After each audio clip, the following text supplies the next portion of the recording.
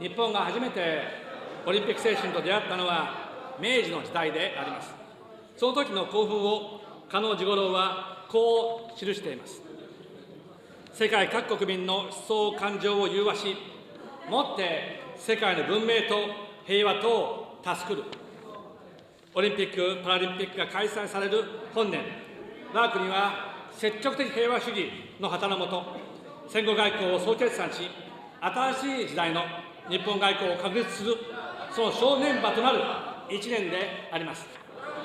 日朝平壌宣言に基づき、北朝鮮との諸問題を解決し、不幸な過去を清算して、国交正常化を目指します。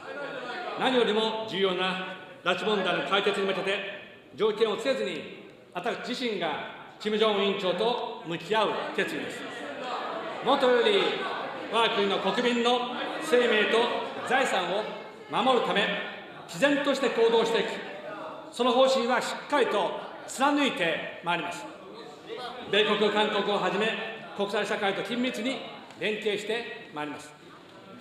北東アジアの安全保障環境が厳しさを増す中で、近隣諸国との外交は極めて重要となっています。韓国は元来、基本的価値と戦略的利益を共有する最も重要な隣国であります。であればこそ、国と国との約束を守り、未来志向の良好関係を築き上げることを切に期待します。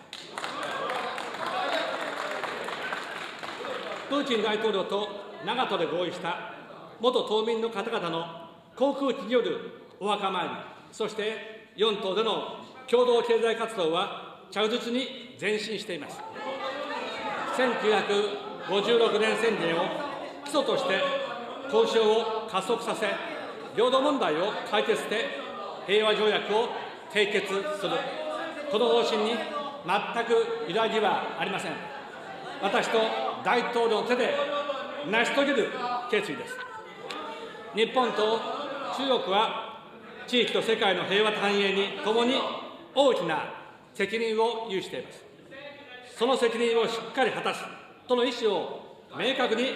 示していくことが、今現在のアジアの状況において、国際社会から強く求められています。首脳間の往来に加え、あらゆる分野での交流を深め、広げることで、新時代の成熟した日中関係を構築してまいります。いかなる事態にあっても、我が国の領土、領海、領空は必ずや守り抜く。安全保障政策の根幹は、我が国自身の努力に他なりません。この春から航空自衛隊に宇宙作戦隊を創設します。さらにはサイバー、電磁波といった新領域における優位性を確保するため、その能力と体制を抜本的に強化してまいります。昨日、日米安全保障条約は改定の署名から60年を迎えました。日米同盟は今、かつてなく強固なものとなっています。その深い信頼関係のもとに、2020年代前半の海兵隊のグアム移転に向け、施設整備などの取り組みを進めます。抑止力を維持しながら、沖縄の基地負担軽減に一つ一つ結果を出してまいります。日米同盟の強固な基盤の上に、欧州、インド、豪州、ASEAN など、基本的価値を共有する国々とともに、自由で開かれたインド太平洋の実現を目指します。この7年間、80の国、地域を訪問し、800回を超える会談を重ねてまいりました。各国首脳との信頼関係の上に、国際社会が直面する共通課題の解決に向け、世界の中で主導的な役割を果たしていく覚悟です。中東地域における緊張の高まりを深く憂慮します。我が国はすべての関係者に対話による問題解決と自制的な対応を求めます。これまで培ってきた中東諸国との友好関係の上に、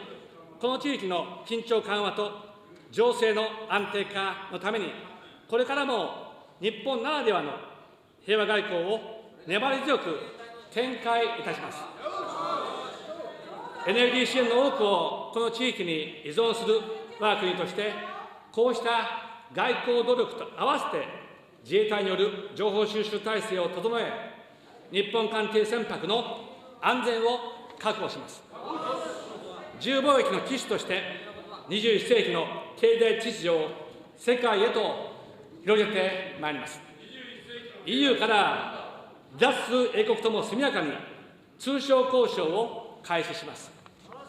TPP のさらなる拡大や、インドを含めた RCEP 交渉を主導します。データ流通の新たな国際ルール作りを大阪トラックでリードしていきます。G20 で合意したブルーオーシャンビジョンにはすでに59の国から賛同を得ています。この流れをさらに世界へと広げていくことで、2050年までの海洋プラスチックごみによる新たな汚染ゼロの実現を目指します。我が国は5年連続で温室効果ガスの削減を実現いたしました。2013年度比で 11.8% の削減は G7 の中で英国に次ぐ削減量です。消費戦略に掲げた脱炭素社会を早期に達成するため、ゼロエミッション国際共同研究拠点を立ち上げます。米国、EU など G20 の研究機関の英知を撤収し、産業革命以来、増加を続けてきた CO2 を減少へと転じさせるビヨンドゼロを目指し、人工光合成をはじめ、革新的イノベーションを牽引します。世界の平和と安定、自由で公正で開かれた国際ルールの構築、気候変動をはじめとした地球環境問題への挑戦、より良き世界の実現に向かって、新しい時代の日本外交の知恵を皆さん共に切り開いていこうではありませんか。